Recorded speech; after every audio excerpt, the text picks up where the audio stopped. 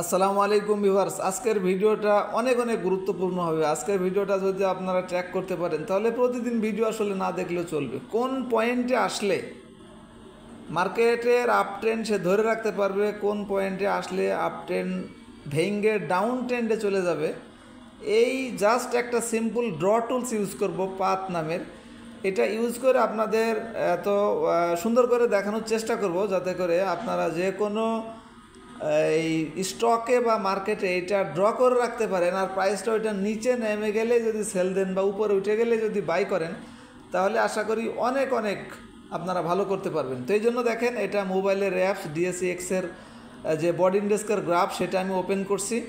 তো এখন আমি যেটা করব সেটা হলো ড্র টুল, যেহেতু বাম দিয়ে আছে এই জন্য আমি ফুলে ক্লিক করলাম।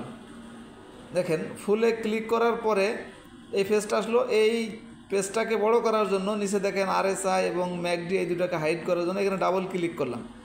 আচ্ছা, এখন চারটাকে একটু ছোটো করলাম। দেখেন, ডাইনে মাউসটা ধরে একটু নিচের দিকে টানলেই কিন্তু সেটা ছোটো হবে। অর্থাৎ যেখান থেকে মার্কেটের আপ ট্রেন্ডটা শুরু হয়েছে এইখান থেকে, তো দেখেন নিচে পড়তে পড়তে এখানে এসে শেষ হয়েছে।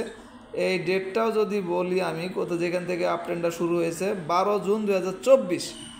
তো এখান থেকে আমি একটা পাথ আঁকবো। এই জন্য দেখেন, মুভিং অ্যাভারেজে যে ইন্ডিকেটরের ডিফল্ট আপনারা সেট করাই পান সেটা আমি একটু রিমুভ করে দিতে চাই, পরে আপনারা আবার অ্যাড করে নিতে পারবেন যদি করেন। আর বেশি সমস্যা হয়ে গেলে ওই রিসেট বাটন যা আছে, রিসেট দিলেই কিন্তু রিসেট হয়ে যায়, আপনারা জানেন। যাই হোক, এখন ড্র টুলসের মধ্যে যে 3 নাম্বার এখানে যে পাথ, এই পাথটা আমি আসলে মার্কেট এখনও আপ ট্রেন্ডেই আছে নাকি আপ ট্রেন্ড ভেঙে ডাউন ট্রেন্ডে চলে গেছে, বা আপ ট্রেন্ডে যেতে হলে সে কি পথ অতিক্রম কীভাবে যেতে পারে, যাওয়া লাগতে পারে, সেই জিনিসগুলো আমি একটু ক্লিয়ার করব। দেখেন, এই জন্য এই 12 জুন যেটা বললাম ওইখানে আমি একটা ক্লিক দিলাম। এই যে পাতে ক্লিক করার পরে তারপরে যেই পর্যন্ত গেল মার্কেটটা হাই, অর্থাৎ 10 জুলাই, সেই পর্যন্ত একটা ক্লিক দিলাম। তো এখানে একটা ড্র হয়ে গেল। তারপরে ফের আবার যেই পর্যন্ত মার্কেটটা পড়লো বা বাড়া শুরু করলো 6 আগস্ট, ওই পর্যন্ত ওইখানে একটা ক্লিক দিলাম। এখন দেখেন, এই 6 আগস্ট যে সরকার পরিবর্তন হওয়ার পরে হাই যে গেছিলো, আচ্ছা ওখানে না ধরে ক্লোজ যেখানে, এখানেই ধরলাম, ধরুন ক্লোজ এখানে। তো এইখানে একটা ক্লিক দিলাম।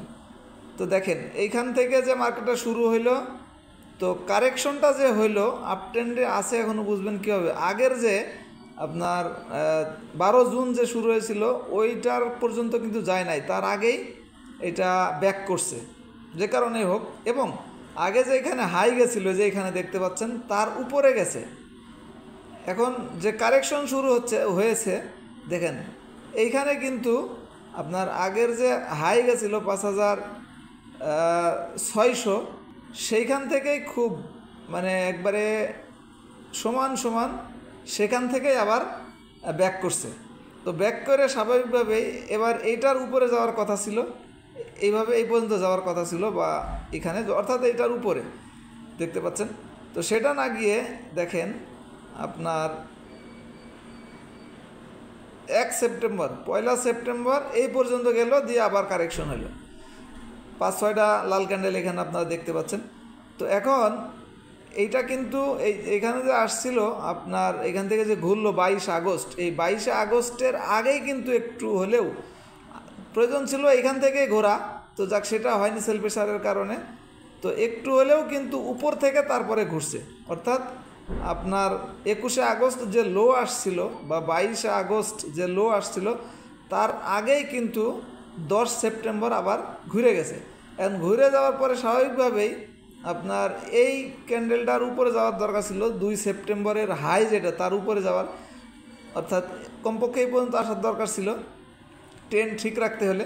তো সেটিও করে নাই, অর্থাৎ এটা একবারে যেতে পারলো না, তো 2বারে যাওয়ার দরকার ছিল, তো সেটিও কিন্তু যাইতে পারে নাই। এখন 3বারে যাওয়ার কোনো সুযোগ আছে কি না, অর্থাৎ এই 12 সেপ্টেম্বর এই পর্যন্ত গেল, গিয়ে আবার গতকাল আজকে কারেকশন হলো। এখন কারেকশন হলেও দেখেন আপনার 10 সেপ্টেম্বরে যে লো নামলো সেইটা পর্যন্ত এখনও পৌঁছায় নাই।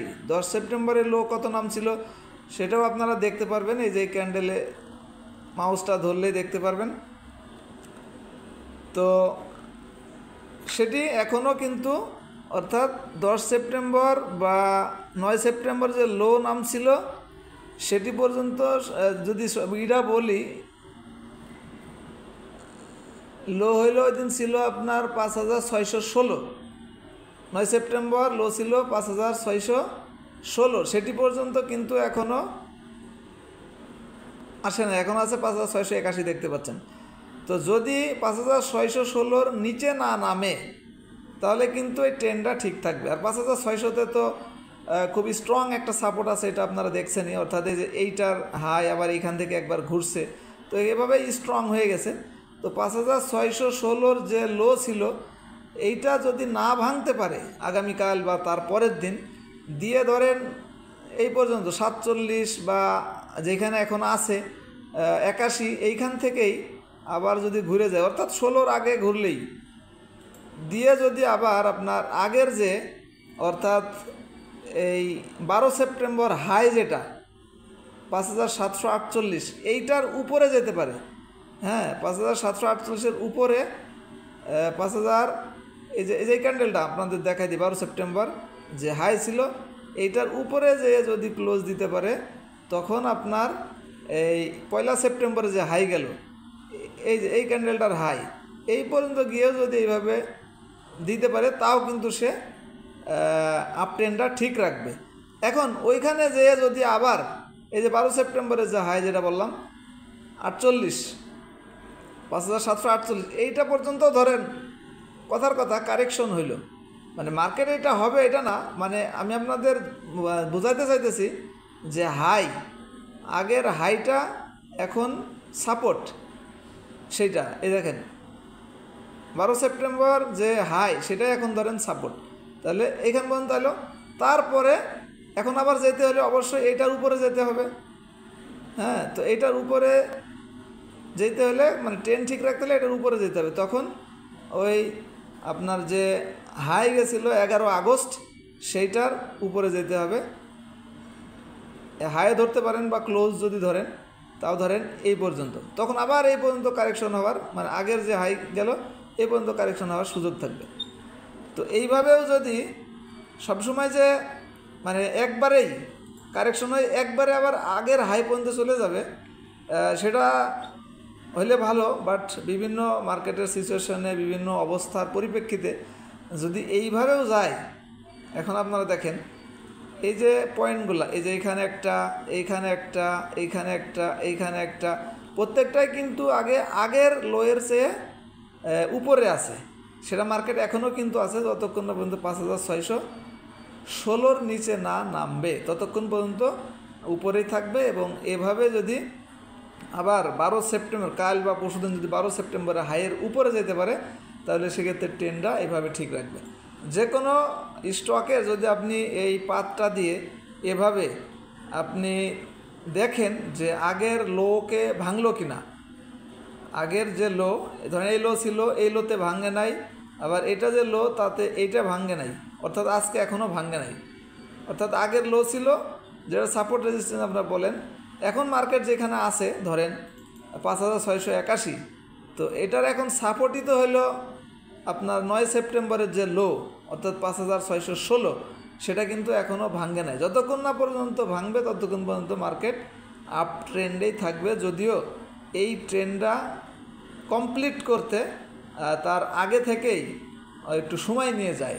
আশা করি বুঝতে পেরেছেন। তো যদি 5616-কে ভেঙে ফেলে তখন কিন্তু আপনার এটা আপ ট্রেন্ড আর থাকবে না, তখন এটা ডাউন ট্রেন্ড হয়ে যাবে। তো আশা করি বুঝতে পেরেছেন। আর এখানে ভলিউম এবং ক্যান্ডেল নিয়ে মেজারমেন্টের নাই, অন্য দিনের মতো যদি আলোচনা করতে চাই সেইটা বললাম। আর মুভিং অ্যাভারেজ তো নিচেই সেল সিগন্যালের মধ্যেই আছে, ম্যাকডিতে এখনও বাই সিগন্যাল দেয়ই নাই, তবে হিস্টোগ্রামের বার আজকে আরও গাঢ় এবং লম্বা হয়েছে। এই ছিল আজকের আলোচনা। তাদের ভিআইপি মেম্বারশিপটা নেওয়া নাই, ট্রেড আওয়ারে আজকে কোনগুলো বাই করার জন্য লিস্ট আসতেছে দেখতে পারেন না, তাদের জন্য আমি খুব সংক্ষিপ্ত 30 সেকেন্ডের মধ্যে সার্চ রেজাল্টগুলো দেখাই দিব। মেম্বারশিপ নিতে হলে অফারটা আমাদের উপরের নাম্বারে যোগাযোগ করতে হবে। অফার হলো 2 বছরের প্যাকেজ 3600 টাকাটা এখন 3000 টাকা, 600 টাকা কম। এটা হলো মুভিং অ্যাভারেজ অনুযায়ী। ম্যাকডি অনুযায়ীও আজকে যে 17টা স্টকের নাম আপনারা দেখতে পাচ্ছেন। আর একটা এই মুহূর্তে একটু দেখানো প্রয়োজন বলে মনে করতেছি, বি ক্যাটাগরিজ থেকে রানিং আইটেম, যেহেতু এই ধরনের স্টকগুলি এখন একটু মুভমেন্টের মধ্যে আছে। আশা করি ভিডিওটি আপ ট্রেন্ড ডাউন ট্রেন্ড বুঝতে এবং ড্র টুলসটি ইউজ করতে সহায়তা করবে। সবাইকে পৌঁছাতে অবশ্যই লাইক কমেন্ট শেয়ার করে সহযোগ করবে। ভালো থাকবেন, ধন্যবাদ সবাইকে, আসসালামু আলাইকুম।